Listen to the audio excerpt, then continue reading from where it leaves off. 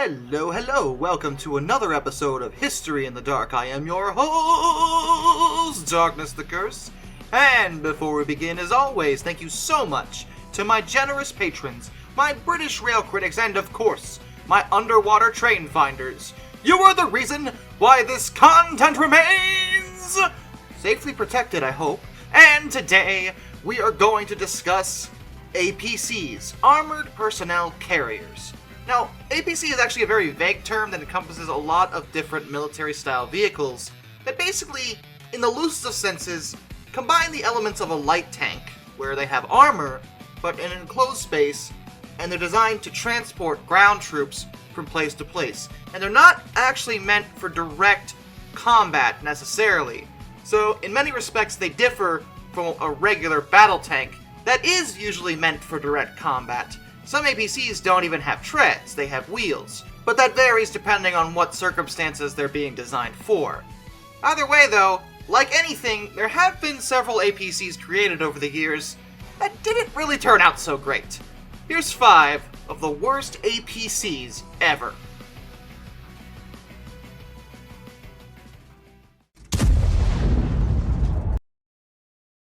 The Hippo APC. Yep, they really called it a Hippo. And I can't find a single picture of one of these that doesn't make them look like absolute garbage, but to be fair, the Hippos were actually an improvised style APC. They're improvised fighting vehicles, so they weren't built from the ground up to be a vehicle of war. They were manufactured by Armscor in South Africa, specifically to counter mines that were placed by the Southwest African People's Organization in northern Ovamboland. They were literally just a blast-proof hull that was fitted around a Bedford RL, which was the British military's main medium lorry. It was built by Bedford in the mid-1950s and late 1960s. Mind you, the Hippo was designed in 1974 and put into service that same year. It was very much a slap-together kind of thing, and in its defense, the blast-proof hull actually worked. It did fill the purpose of transporting troops safely through mine-infested areas. It could take a mine and protect its occupants, so in that way, one could argue that it's really not that terrible given what we're dealing with here. The Hippo was only good for that exact one thing, taking a mine to the face. Yeah, it could do that, but it really couldn't do anything else. But it was only ever meant to be a stopgap. It was by no means intended to be a permanent solution to the problem. The South African Army found them too heavy, and they lacked true off-road capability, which was also a major issue. So a new mine-protected vehicle had to be designed in April of 1976, but it would be another 2 years before the Buffle would actually come into service and replace the Hippo. The Buffle was, again, built more from the ground up, so it was a lot more effective for their needs. The Hippo did serve a purpose, but it'd be a lie for me to say that it was actually genuinely good, given the fact that it only worked because of the circumstances surrounding it.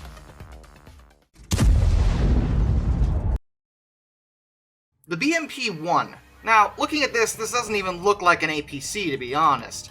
It looks like a tank, and it could also be called an infantry fighting vehicle, or IFV. But the reason it looks so much like a tank is that it was meant to combine the elements of an APC with a light tank, and it was intended to carry troops, so it does count as an APC still.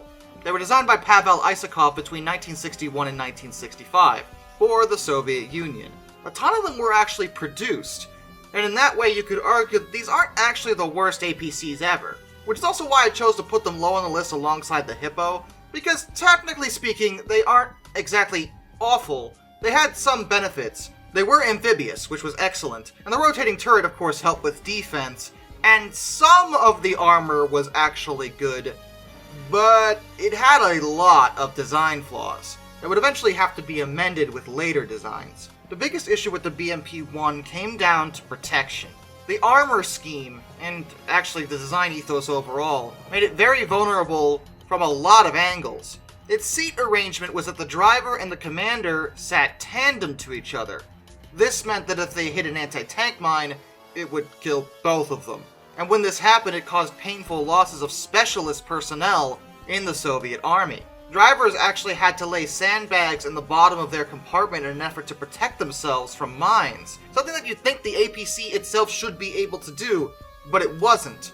Admittedly, it would only really be catastrophic if it was a left side explosion. If the mine exploded on the right track, it would be a little less dramatic. But another problem was that the ammunition was stored near or even inside the fighting compartment. This usually isn't advisable. It made them much more vulnerable to a hit from an anti-tank round or a missile. If that were to happen, the ammunition inside the APC would explode, killing everyone and completely obliterating the vehicle. During fighting in Afghanistan and Chechnya, RPGs penetrated the BMP-1's armor in 95% of cases, because that was the other issue. They were meant to blend APCs and light tanks, that's true, but that meant their armor scheme was seriously lax. From certain angles, even non-armor piercing rounds could, in fact, penetrate the armor. There was the consideration to try to strengthen the armor, but the concern is that the changes might prevent them from being amphibious. And that would be a significant drawback, so the design kind of left them in a situation where if they did something, it would be bad, but if they didn't do anything, it would also be bad. And to make matters worse, like a lot of old school tanks, there was no air conditioning or air cooling system at all. And when they were fighting in hot climates, this made working inside the APCs absolutely horrific, so that wasn't fun. They could be effective in certain situations, but as far as designs built from the ground up, they're often considered not particularly great. The BTR-60P model. Now, I want to stress that I'm talking about specifically the P variant of the BTR-60. It's another Soviet APC. This one has wheels. And they were designed in 1955, and they've been in service since 1959. They built a ton of them, and the P variant was introduced in 1959. Oh no. Yeah, see, there's a pretty major flaw with the P variant. It could carry troops, and they were fairly reliable, and the armor that was there was actually pretty decent. The problem with the P variant was that there wasn't a roof over the troop compartment! What's the point of being in an armored vehicle if a sniper or a well-placed grenade can kill everyone inside of it with relative ease? Like, you have all this armor around it, and maybe you could argue it protects them from mines, sure, but this is a pretty crippling weakness if you ask me. I mean, the Hippo was improvised, and even it had an enclosed space. I mean, come on, this isn't rocket science here. It's APC, military vehicle science. But I feel like this kind of flaw should have been obvious from the get-go. The M114 Armored Fighting Vehicle. America, not to be outdone in the APC department, introduced the M114 in 1962, and they were in service till 1979. They were used in the Vietnam War. They were manufactured by General Motors. They had a mass of 15,000 pounds. They could reach a top speed of 58 kilometers an hour, or 36 miles an hour. Sounds good, and part of its design ethos was that it meant to be a smaller, more agile contemporary to the M113, which was actually one of the most successful APCs ever built. Like the M113, the M114 was amphibious, and it was light enough to be deployed by aircraft by parachute. Those two things make it sound like it should be better, right? No. No, it is not. The Vietnam War quickly proved that the M114 was not going to cut it, especially in that particular situation. They were mechanically unreliable, for one thing, and they were underpowered. They also had extreme difficulty conducting cross-country operations, which you'd think would be the point of a tread-based armored vehicle. It also couldn't deal with landmines, like, at all. A mine that could easily disable, but not completely obliterate, an M113 could quite literally blast an M114 reconnaissance vehicle in half. That's not good for anybody inside, I just want to make that clear. The M114 was quite quickly replaced in Vietnam War, reassigned to pretty much everywhere that wasn't Vietnam. Eventually, though, they did find some limited use, as many of the survivors of the type were sold off as military surplus to American police departments, believe it or not. I'm not going to get into the politics surrounding that element, but that's where a lot of them wound up.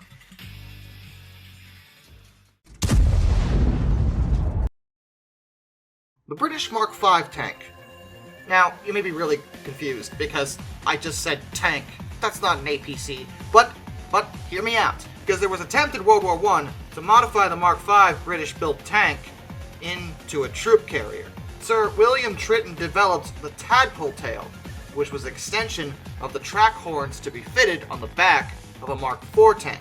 This lengthened the tank by about 9 feet, However, this modification for the 4s was never actually used in battle, but Major Philip Johnson of the Central Tank Corps workshops devised a plan of his own in early 1918. He cut a Mark IV in half and inserted 3 extra panels. This lengthened the hull by 6 feet. In the end, it weighed about 33 tons. This modification would be used for a variant of the Mark V tanks, but there's a big, major problem here.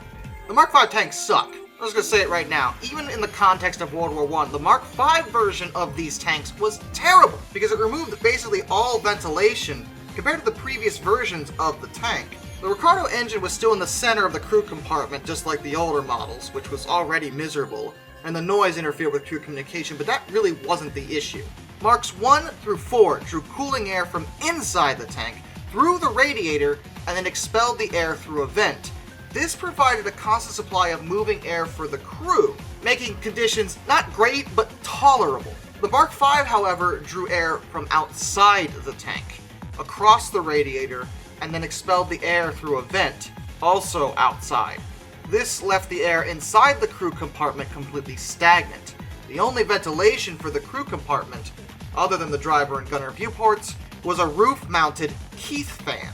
The fan was completely inadequate for maintaining a stable supply of clean air for the crew, and exhaust and gun smoke were often trapped inside the compartment, and it caused many crewmen to grow ill, and in extreme cases even rendered them unconscious, making them unfit for combat within a few hours. This problem with the Mark V was only amplified when they tried to make it into a troop carrier. Yeah, there was now space that allegedly they could fit 2 Lewis guns with crews, 2 Vickers guns with their crews, as well as an infantry scout and an officer, but because of the ventilation issue, and now the fact there were even more people breathing the air, it meant that none of these foot troops could actually remain conscious long enough to get anywhere and do anything. It was awful. I know it was an early attempt at it, so you can kind of forgive it for that, but at the same time, it suffocates the crew. It's kind of hard for me to ignore that as well. And with that, a special thank you to all my underwater train finders. Thomas Ward, Lord Captain Von Frost III, Sumdu267, Orange Glass, Joshua Long, Ohio Trucker 1, Royal Hudson 2860, Lord Hoth 444, Arthur Roy, Benjamin Owens, Panzer Kitchen 131-232, Mr. Black Rose, Tribal Typhoon, Master of None, Josh Johnson, Lock Kraken, Twin Fox, Dimeblade 17, and Anzac A1. Till next time, this is Darkness, and a bid you all a fond farewell.